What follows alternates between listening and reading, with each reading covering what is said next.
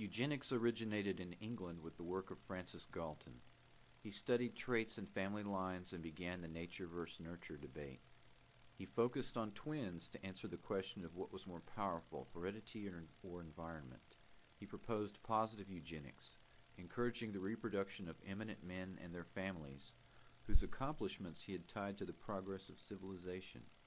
He cautioned against drawing premature and harmful conclusions from his work, but like his cousin, Charles Darwin, his work was used as justification for some of the greatest crimes in history. Negative eugenics is the application of means to discourage the breeding of the unfit, including anti-race mixing marriage laws, segregation, sterilization, and euthanasia.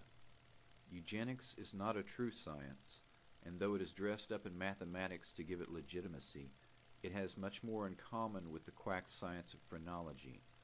Phrenology was the study of the size and shape of the human head to determine intelligence and character. The industrial age had thrown millions of people off the farm and into the city to work in low-paying factory jobs. The sheer scale of the problems of mental illness, alcoholism, and crime seemed overwhelming. Added to this, millions of Eastern Europeans and Italians came to America and made the native population uneasy. They were viewed as bad stock compared to the more Nordic types that had made up earlier waves of immigration from Western Europe. Suggestions for solving these problems took the form of negative eugenics. However, the eugenics movement's leaders were smart enough to realize that America was not prepared for euthanasia. The eugenics movement took shape in America with the founding of the Eugenics Recording Office at Cold Spring Harbor Laboratory in 1910 by Charles Davenport, with money from the Carnegie Institution. The ERO compiled millions of files on ordinary Americans. The adherents of eugenics included some of the most influential doctors and scientists of the era, including Alexander Graham Bell, Luther Burbank, W. M. Kellogg, David Starr Jordan, the president of Stanford University, William Welch of Johns Hopkins University. Professors at Harvard, Columbia, Yale, and other universities taught 375 courses on eugenics. The hypothesis that mental illness, crime, and poverty were inherited factors and could be cured through negative eugenics had been by the 1920s accepted by American society as fact. Contests for fitter families were common at state fairs, and eugenics publications and ideas were widespread. This could not have been possible without the hard work of many eminent men and the application of large amounts of money. The great fortunes of the Carnegie Institution, the Rockefeller Foundation, Harriman family, Ford Foundation, and others funded the ERO, the American Eugenics Society, the American Eugenics Party, and others. The American eugenics movement actively encouraged foreign countries to participate, concentrating most heavily on Germany. The opening address of the Second International Congress of Eugenics in 1921 was repeated in German.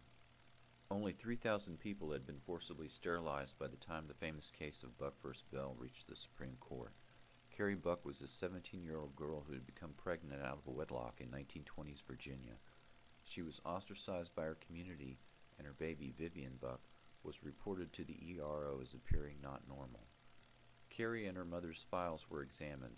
Both had previously been classified as morons, and court proceedings were begun to have Carrie forcibly sterilized without examination. Supreme Court Justice Oliver Wendell Holmes delivered the famous verdict of the court in 1927. It is better for all the world if instead of waiting to execute degenerate offspring for crime or to let them starve for their imbecility, society can prevent those who are manifestly unfit for continuing their kind. The principle that sustains compulsory vaccination is broad enough to cover cutting the fallopian tubes. 3 generations of imbeciles are enough. This decision validated Virginia's Eugenical Sterilization Act and set in motion the forced sterilization of 60,000 American citizens. Eventually, similar laws were passed in 33 other states.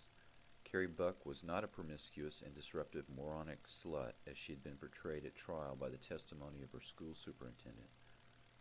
She had in fact been raped by her foster family's son. She had been on the honor roll. Her forcible sterilization was a result of lies, incorrect diagnosis, In a plot to pass the Virginia law, a review of the case uncovered a conspiracy between Carey's defense lawyer and the colony of Virginia to ensure the constitutionality of the Virginia law. The state was trying to save money by sterilizing the growing population in its mental health facilities. The greatest impact of Buck v. Bell was in Germany. In 1933, the Nazi government adopted the Prevention of Hereditarily Ill Offspring Act, which was based on Buck v. Bell, and led to the forced sterilization of 375,000 people and the banning of marriage and sexual relations between Germans and Jews. The Rockefeller Foundation funded the Kaiser Wilhelm Institute, including the work of Ernst Rudin, a leading psychiatrist who became an architect and prime director of the murderous medical experimentation programs conducted on thousands of Jews, Gypsies, and others. American money also endowed the work of Otmar Verschuer, who headed the Institute of Anthropology, Human Heredity, and Eugenics. He wrote in his Eugenics journal that Germany's war would yield a total solution to the German problem. Verschuer had a longtime assistant. His name was Joseph Mengele. On May 30, 1943, Mengele arrived at Auschwitz. Verschuer notified the German Research Society. My assistant, Dr. Joseph Mengele, MD, PhD, joined me in this branch of research. He is presently employed as captain and camp physician in the Auschwitz concentration camp. Anthropological testing of the most diverse racial groups in this concentration camp is being carried out with the permission of SS Reichsfuhrer Himmler. Mengele began searching the boxcar arrivals for twins. When he found them, he performed beastly experiments, scrupulously wrote up the reports, and sent paperwork back to Verschuer's institute for evaluation. Often cadavers, eyes, and other body parts were dispatched to Berlin's eugenic institutes. Several doctors who had been sent to Auschwitz for aiding Jews worked as his assistants and described him thus. His experiments and observations were carried out in an abnormal fashion. When he made transfusions, he purposely used incorrect blood types. He would inject substances and then ignore the results. He did what he pleased and conducted his experiments like a mad amateur. He was not a savant. He had the mania of a collector. The toll of eugenics laws would fall heavily on non-Jewish Germans as well. The chronology of events is instructive. First, patients in German mental facilities were sterilized. Then it was decided to gas them. Carbon monoxide gas was used in the beginning but was discarded in favor of Zyklon B gas for reasons of economy and effectiveness. Next, all the residents of the old age homes in Germany were either starved, given lethal injection, or gassed and then cremated. Finally, German citizens who had physical disabilities, many quite mild or correctable, were euthanized. Between 50 and 100,000 German citizens were eventually killed. The program was referred to as a mercy death. However, nothing could be farther from the truth. Witnesses said that the floor, walls, and even ceiling of the gas chamber were stained with blood, vomit, urine, and feces. At the center of the room would be an enormous pile of bodies in the general shape of a pyramid as people climbed to the top of each other to reach the last remaining breathable air near the ceiling. The American eugenics movement leaders went underground and changed the name of their organizations. The lifelong friendships between people like Verschuer and the leading members of the American eugenics movement continued even after the Holocaust. He and many others were never punished and remained influential men in society. Their portraits hang in many major universities, both in Germany and America. The names of their victims are mostly lost to history. They included the powerless people who couldn't fight back.